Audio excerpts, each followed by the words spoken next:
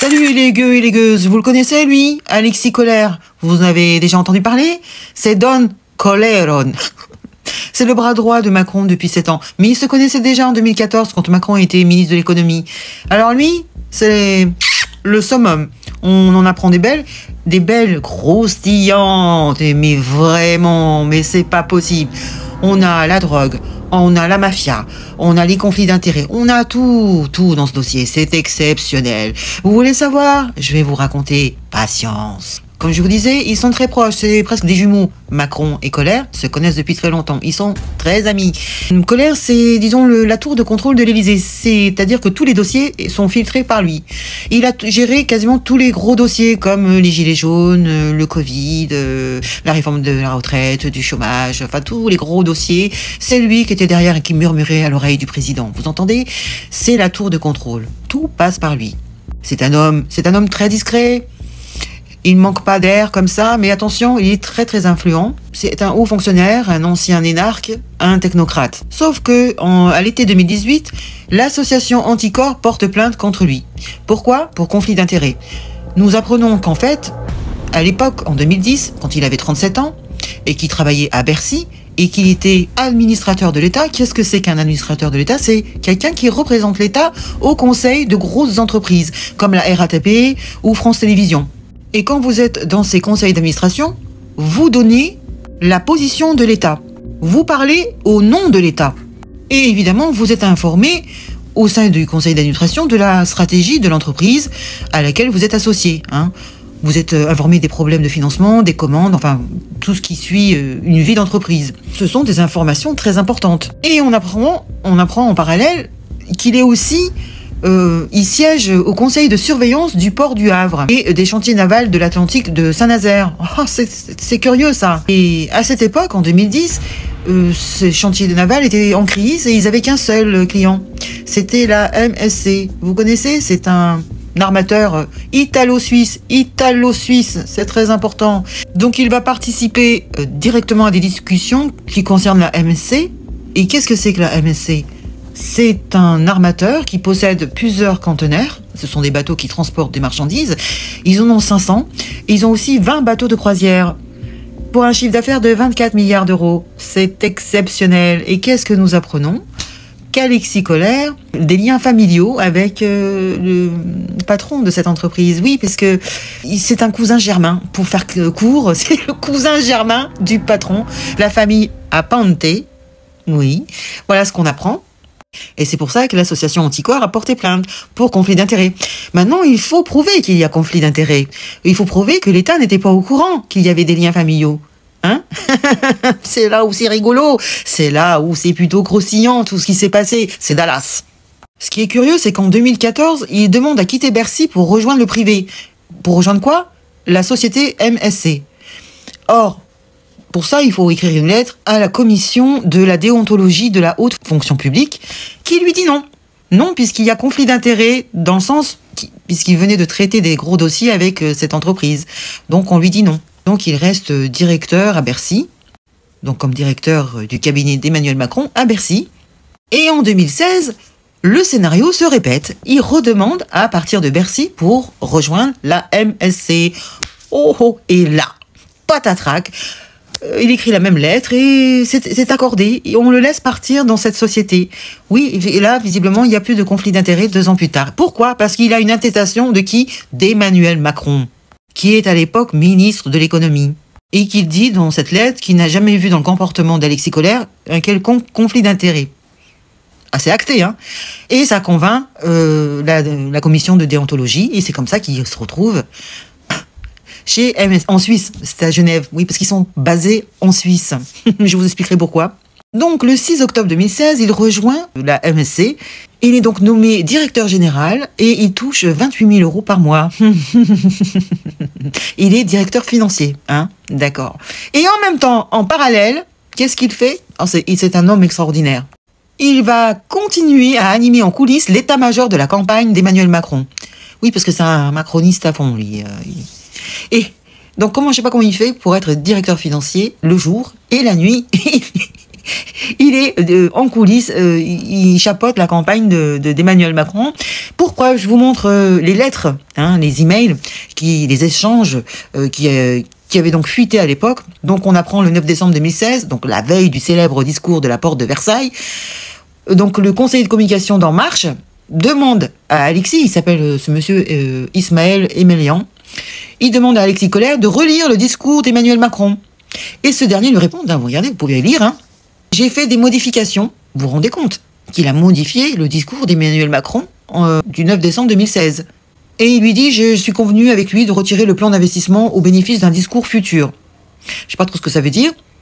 Et le 3 mars 2017, il y a un proche d'Emmanuel Macron qui écrit à Alexis Kohler.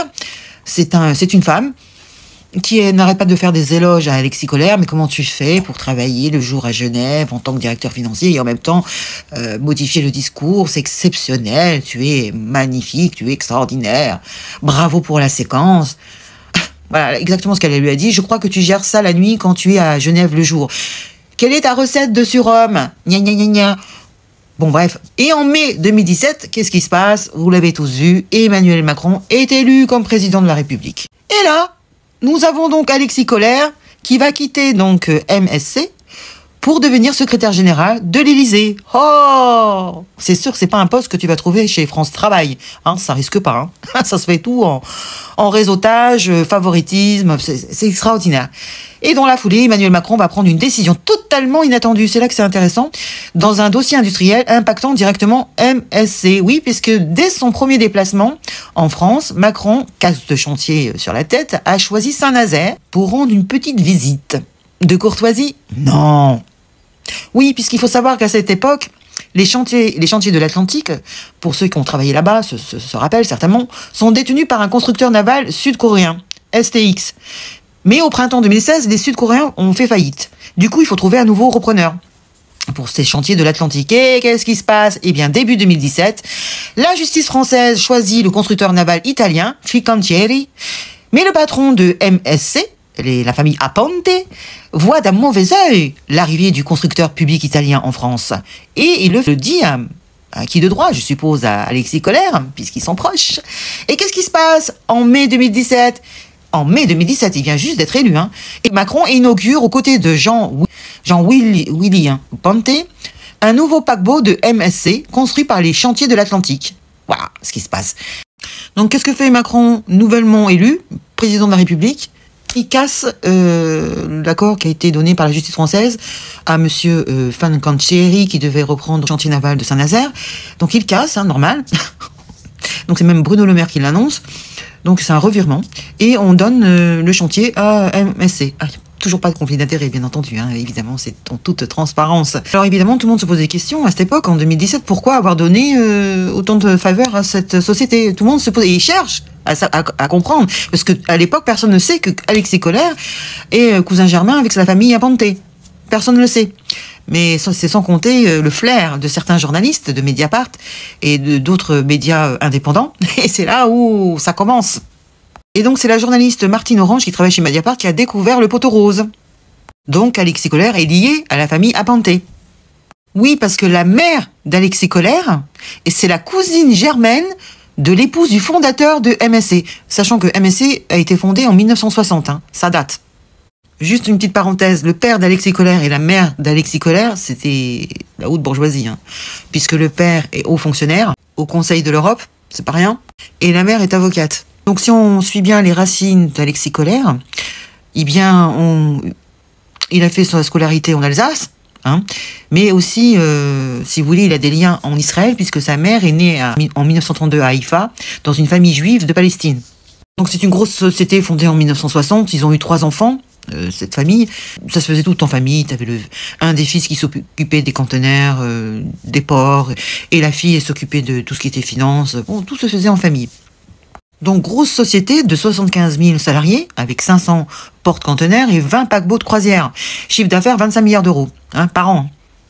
Ça c'est le côté pile. Maintenant on va parler du côté face. Donc évidemment ces gros porte-conteneurs qui transportent de la marchandise, ça ne pollue pas. Non, ça pollue pas. Ça respecte l'écologie, c'est évident. Il n'y a pas eu de manifestation en Italie contre cette grosse société, non. Non, pas du tout. Il y a même des ONG qui sont venus crier leur colère. Non, non, non, c'est jamais, non. Absolument pas. Donc en plus de ça, donc elle est basée à Genève, hein. Pays défiscalisé, hein. Donc ce sont des porte-conteneurs qui polluent pas, non. Et en plus, il y a une opacité sur leurs finances, hein. Ça, c'est ce qu'on dit, hein. Oh, faut le mettre au conditionnel. C'est pas bien de dire ça. Non. Donc voilà, on en est, hein. Opacité financière, ça veut tout dire, hein. Donc on parle de holding, de paradis fiscal, mais chut. Non, non, non, non. Faut pas dire ça, hein. Il y a une trentaine de filiales, mais bon, non, c'est clair, c'est transparent, hein. Et ça fait des années que ça dure, hein. C'est pas comme si ça venait d'arriver, non. Des années que ça dure, hein. C'est pas fini, c'est là où on va rentrer dans le meilleur. On va rentrer dans le spectacle. Comment c'est possible? Je vais vous dire. Oui, il y a bien plus grave, malheureusement. Oui, puisque nous apprenons ces dernières années d'importantes saisies de drogue ont été opérées sur des navires appartenant à MSC. Ah bon? Oh, quand même. Non, c'est pas possible. Puis Alexis Colère, il est cousin germain. Enfin, il a des liens avec... Ah bon, d'accord. Attends, c'est pas une fois, c'est pas deux fois, c'est pas trois fois. C'est tout le temps. C'est-à-dire, vous savez que la police des mers, monte dans un bateau au hasard. Et à chaque fois qu'ils sont montés dans un bateau qui appartenait à MSC, patatrac, putain, ils ont trouvé des quantités énormes. C'est pas des petites quantités, hein. Ce sont des grosses quantités. Et la dernière, elle va faire mal, hein. En tout cas, je vous dis, en 2012, donc il y a MSG Pauline, je crois que ça s'appelle comme ça le bateau, qui a été intercepté au port Cabré de Giotto avec 300 kilos de C, hein, cachés dans ses conteneurs. Donc le capitaine de l'équipage et tous ses salariés de MSC ont été arrêtés, hein. Ensuite, vous avez le 20 août 2015, 350 kilos de C qui sont retrouvés dans le MSC Cristal au Brésil. Ah oui, c'est dans le monde entier. En 2016, en mars, à nouveau dans le port de Giotto, plus de 500 kilos de C qui ont été saisis sur un navire de MSC. Le 14 juin 2017, dans le détroit des Dardanelles, les autorités turques arrêtent donc un bateau appartenant à MSC avec 212 kilos de C pur. Le 28 mai 2018, dans le port d'Oran, en Algérie, les autorités algériennes découvrent 700 kilos de C pur sur le Vega Mercury, un navire affrété par MSC qui arrivait du terminal de Valence, lui aussi géré par MSC. Ah, et du coup, on se pose des questions parce que je finis quand même en 2023. 2,4 tonnes de C ont été trouvées aussi. Je vous mets l'article, vous avez qu'à lire, hein, c'est pas moi qui l'invente, hein. Donc il a continué, il n'y a pas de problème. Donc on se posait des questions, donc les gens se posent des questions de savoir toutes ces saisies de drogue, est-ce que la responsabilité du patron de MSC, donc Jean-Luigi Apante, était-elle en cause? Non. Pensez-vous. Lui avec la mafia de la Calabrese, tout ça, lui? Non. Non, non. C'est pas comme si la mafia avait des liens sur les ports d'Italie. C'est à Gênes, à Genova. C'est pas comme si la mafia italienne entreposait des tonnes de C dans des conteneurs dans tous les ports d'Italie. Non, non, pas du tout. À Naples, à Genova, à Giotto, je sais pas si je prononce bien. Non, c'est pas. Et puis c'est pas le seul transporteur de marchandises. La MSC, non, il y en a d'autres, hein, évidemment, hein. Je sais pas si vous imaginez le bordel.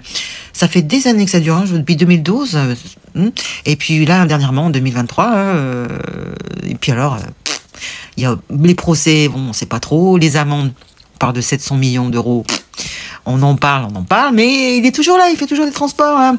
Des transports qui ne polluent pas, je précise. Mais toi, le gueux, avec ta vieille pièce de merde, tu pollues. Tu n'auras pas le droit de rentrer dans le centre-ville. Non, non, non, non. Mais lui, il peut, 500 conteneurs. Et aujourd'hui, c'est des chiffres de 2019-2020. J'imagine qu'il en a un peu plus, hein, puisqu'ils ne font que grandir. Hein, c'est le mondialisme. Il faut grossir, les petites entreprises comme ça, il faut encore plus les grossir. Ils sont partis de rien, ils deviennent millionnaires. Et évidemment, c'est pas parce qu'ils ont transporté de l'AC. Non, non, non, non. C'est que des choses honnêtes. Voilà, ce sont des gens honnêtes. Tout le monde sait que les ports du sud d'Italie sont infiltrés par la mafia calabraise. Oh non, c'est une légende. Hein, ce sont que des mauvaises rumeurs, des on-dit. Hein. 80% de la drogue saisie en Italie transitait par le port Giotto. Hein. Là, on a justement trouvé, je sais pas combien de kilos. Mais le patron de MSC n'était pas au courant. Non, je ne suis pas au courant. D'accord? Donc la police fait son travail, la justice fait son travail, mais hop, c'est bloqué à un moment donné, on peut pas aller plus loin. Hein. C'est extraordinaire. Moi, je Don Corleone. Je l'appelle Don Corleone quand tu vois tout ça. Hein. Vous trouvez pas ça extraordinaire? Une histoire de mafia. Bon, on va parler bientôt des PUTE aussi. Je sais pas moi pourquoi mafia ils font pas que de la drogue. Hein. Ils font autre chose. Je sais pas. Ouais, moi je trouve ça extraordinaire.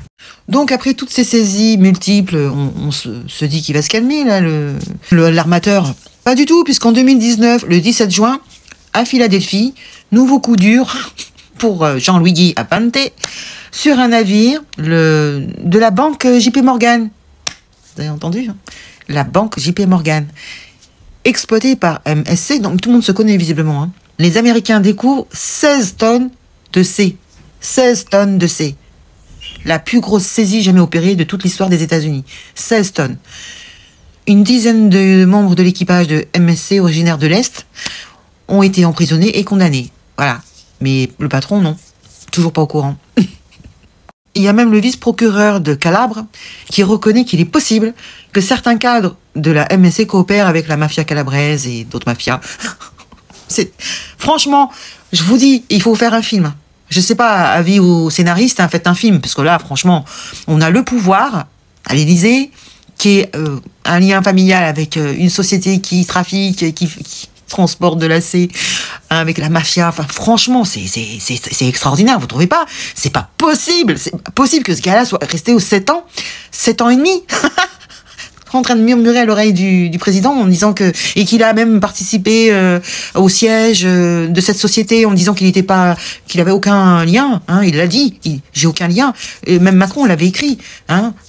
Quand la deuxième fois il a voulu partir de Bercy pour aller dans cette société, Macron avait écrit une attestation, non, il n'y a pas de conflit d'intérêt, aucun lien. Ah bon, aucun lien? Franchement, comment c'est possible? Je sais pas ce que vous en pensez, dites-moi dans les commentaires, hein. Oui, parce que jamais il l'a écrit ça. Quand il est parti de Bercy pour aller... les 2 fois, quand il a demandé à partir de Bercy, il a jamais précisé qu'il avait des liens avec MSC. Et en plus, la deuxième fois, Macron a écrit « Ouais, il n'y a pas de conflit d'intérêt. » Ah d'accord, bon. Donc quand il siégeait comme administrateur d'État au siège de MSC et en même temps en parallèle au port du Havre, il a voté 5 fois de gros budgets, et c'est pas des milliers d'euros, c'est pas des centaines de milliers d'euros, non, ça va jusqu'au milliard, d'accord? Donc il a favorisé cette société, surtout pour les paquebots de croisière. Apparemment ça a été fulgurant, en quelques années ils ont eu je sais pas combien parce qu'on a accordé des crédits à cette société. Oui, quand tu es administrateur d'État, tu peux aussi aider à ces entreprises, et tu peux être aussi garant pour cette société pour qu'elle puisse faire un prêt à la banque. Et donc c'est l'État qui est garant. Et c'est ce qui s'est passé. Alexis Kohler étant administrateur d'État, favoriser cette société pour qu'elle ait des crédits. Et c'est comme ça qu'ils ont pu acheter je sais pas combien de bateaux de croisière. Je vous dis, ça a été fulgurant. 20 bateaux de croisière, ça s'est jamais vu. Des milliards ils ont pu avoir.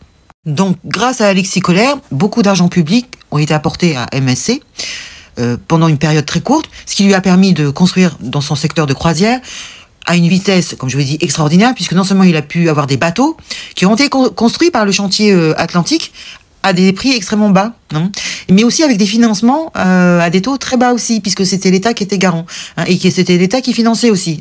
Vous entendez ou pas? Putain. Donc, Anticor, l'association, porte plainte pour conflit d'intérêts et trafic d'influence, hein, c'est normal. Donc, évidemment, il y a une enquête préliminaire. Cette enquête préliminaire a été confiée à la BDE, donc la Brigade de répression de la délinquance économique, à un commissaire en particulier qui a enquêté pendant 1 an. Et au bout d'1 an, il fait un rapport, et en bas du rapport, il dit bien que Alexis Kohler, il est mouillé, il y a un conflit d'intérêts. Il l'écrit en gros. 1 mois plus tard, qu'est-ce qui se passe? Patatrac. Il revient sur ses dires. Et dit non, finalement, Alexis Kohler n'était pas au courant, il n'y a pas de conflit d'intérêt. Mais qu'est-ce que c'est que ce bordel? Vous imaginez? Donc l'association Anticor est surprise, essaye d'appeler l'enquêteur en question, il veut pas répondre. Non, bien sûr. On appelle l'Élysée aussi pour avoir Alexis Kohler, il ne répond pas non plus. Personne n'a répondu, c'est normal tout ça. C'est la corruption en haut... dans les hautes sphères. Chacun se protège, personne ne dit rien. Vous imaginez? Un enquêteur... parce que l'enquêteur, il est sous la protection du ministère, donc il peut pas trop... on lui a dit de se taire, et il s'est tu. Donc, qu'est-ce qu'elle fait, l'association Anticor? Elle se porte partie civile, et ça, c'est une possibilité que Taubira a donnée à ce type d'association pour qu'elle puisse aller en procès en tant que partie civile. C'est très très rare. Et ça les a bien embêtés au niveau de l'État. Parce qu'ils ont tout fait pour leur mettre des bâtons dans les roues. Hein, envoyer le fisc pour vérifier les comptes. On leur a même demandé, ça c'est exceptionnel, les noms des donateurs, parce que c'est une association qui vit des dons.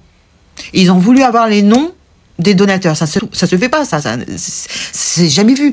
Donc ils ont tout fait pour les embêter, et surtout, vous savez aussi que ce genre d'association a un agrément qui se renouvelle tous les 3 ans. Et comme par hasard, quand ils ont porté plainte en 2018, ils arrivaient, on va dire 2 ans après, je crois, à la fin de leur agrément. Et là aussi, ça a mis un temps fou pour avoir le renouvellement de leur agrément, qui leur permet justement d'aller en justice. Donc c'est terrible. Ça a duré des mois et des mois, et puis finalement, Jean Castex leur a dit oui, vous pouvez continuer, mais c'est pas fini. Rappelez-vous, en 2024, avec Attal, qui devait renouveler l'agrément, ça a duré des mois et des mois, ça avait fait tout un pataquès sur les réseaux, et puis finalement, là, quelques jours avant les législatives, Attal a signé l'agrément de l'association. Mais ils ont tout fait, l'État a tout fait pour leur mettre des bâtons dans les roues, pour pas qu'on aille fouiner, chercher dans cette affaire d'Alexis Collère. En tout cas, résultat des courses, t'as une première enquête, c'est classé sans suite, puisque Macron a écrit une lettre en disant que non, Alexis Collère, comme quoi Macron était au courant qu'il y avait des liens familiaux, donc il le protège.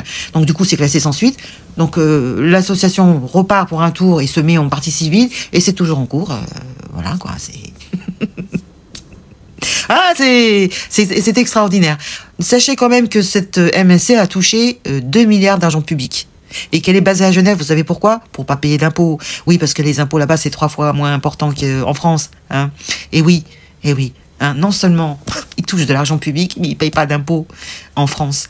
Eh oui, c'est extraordinaire. Voilà l'histoire de Monsieur Don Coleron. Incroyable. En tout cas, grâce à Anticor, ou à cause de Anticor, l'association anticorruption, eh bien, Alexis Collère n'a pas pu être Premier ministre, puisque c'est Castex qui a pris le poste. Hein, mais quand même, il est resté directeur du cabinet de Macron, jusqu'à janvier, là, puisque maintenant il est, il pantoufle dans une banque qui s'appelle la Société Générale. Voilà, c'est pour le remercier de ses bons et loyaux services. C'est que des gens qui se connaissent, hein, voilà, tu vois, c'est blanc bonnet blanc.